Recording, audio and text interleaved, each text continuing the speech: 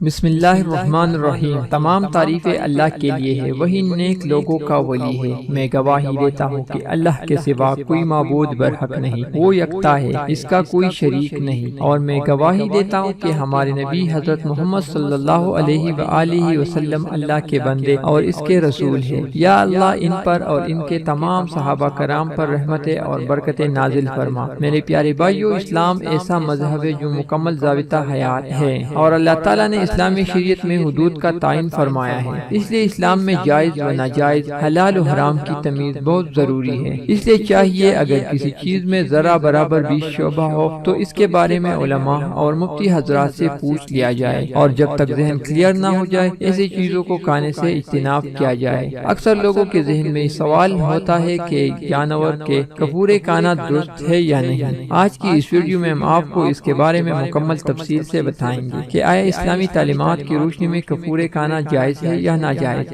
Video نہایت اہم ہے، اس لیے آپ سے التماس ہے کہ ویڈیو کو آخر تک ضرور دیکھیے گا۔ پیارے بھائیوں اور میرے بہنوں، یاد رہے کہ حلال اور حرام چیزوں کے بارے میں قرآن پاک میں ارشاد باری تعالیٰ ہے، وہ یعنی رسول ستری چیزیں ان کے لیے حلال فرما دے اور گندی چیزوں پر ان کو حرام کر دے۔ اس آیات کا مضمون واضح ہے کہ اللہ تعالیٰ کے رسول صلی اللہ علیہ وآلہ وسلم نے مسلمانوں کے لیے پاک چیزوں کو حلال فرما دیا ہے، اور ایسے چیزیں جو حباست میں آتی ہے ان کو حرام قرار دیا ہے۔ اس لیے چاہیے کہ پاکیزہ اور حلال چیزیں کھا لیا جائے، اور وہ چیزیں جو کہ خبیث ہے، جن کو حرام کہا گیا ہے یا پھر مکروہ کہا گیا ہے، بحیثیت مسلمان ہمیں ان چیزوں کو کھانے سے پرہیز کرنا چاہیے۔ یا ایک بات جو انتہائی اہم ہے وہ یہ کہ بعض لوگ مکروہ کو ہلکا جانتے ہیں اور مکروہ چیزوں کو بلا جھجک بلا کراہت کھا لیتے ہیں۔ اس لیے ان کے لیے مکروہ کے اقسام اور اس کی تفصیل کا ذکر کروں گا، اس لیے کان کھول کر سن لیجئے اور سمجھ لیجئے تاکہ آپ خود کو مکروہات سے بھی دور رکھا جائے۔ واضح ہے کہ مکروہ ناپسندیدہ کو کہتے ہیں، اور تحریمی کا مطلب جو حرام کے قریب ہو۔ مکروہ تحریمی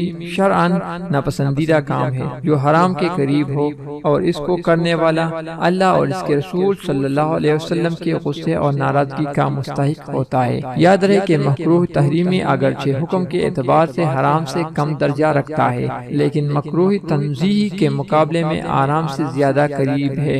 نیز اس کا حکم بیان کرتے ہوئے اسے ناجائز بھی تعبیر کیا جاتا ہے۔ اس لیے مکروہ تحریمی سے تو ہر صورت بچنا چاہیے، البتہ جس چیز کے ساتھ مکروہ لگ جائے، چاہے تحریمی ہو یا تنزیہی، ہر مکروہ چیز سے خود کو بچائے۔ بلکہ پہلے بھی ذکر ہو چکا ہے کہ مسلمان کی شان تو یہ ہے کہ جس چیز میں شائدہ بھی ہو اس کو استعمال نہ کرے۔ البتہ بھائیو، اپنے موضوع کی جانب چلتے ہیں اور آپ کو بتاتے ہیں کہ کپورے کھانے کے حوالے سے قرآن و حدیث کی تعلیمات کیا ہے۔ کپورے کھانے کے بارے میں قرآن و حدیث کی روشنی میں فقہا کی آراء ملاحظ فرما دیجیے۔ میرے بھائیوں، فقہا کے نزدیک کپورے کھانا جائز نہیں ہے، کیونکہ شرعی نصوص میں حیوان کے جن 7 اعضاء کے کھانے سے منع کیا گیا ہے، ان میں کپورے بھی شامل ہے۔ اس ممانعت کو بعض اہل علم حرام سے تعبیر کرتے ہیں اور بعض مکروہ تحریمی سے۔ فقہ احناف سے اسے مکروہ تحریمی لکھا ہے، اور اصولی لحاظ سے مکروہ تحریمی کہنا درست ہے، اور مکروہ تحریمی کی تشریح آپ کو پہلے بھی بتا چکا ہوں۔ اب فیصلہ آپ کا اپنا ہے کہ آپ کیا کرتے ہیں۔ خدا را اپنے دل کو غلط تسلی نہ دے اور خود کو ہر چیز سے دور رکھے جو اسلام میں مکروہ اور ناجائز ہے۔ ایک بات ذہن نشین کر لیجئے کہ کپورے چاہے بکرے کے ہو یا بھینس کے یا پھر کسی بھی حلال جانور کے ہو، تمام کے لیے یہی حکم ہوگا۔ اس لیے یہ نہیں کہا جائے گا یہ مسئلہ تو بکرے کے کپوروں کے لیے تھا۔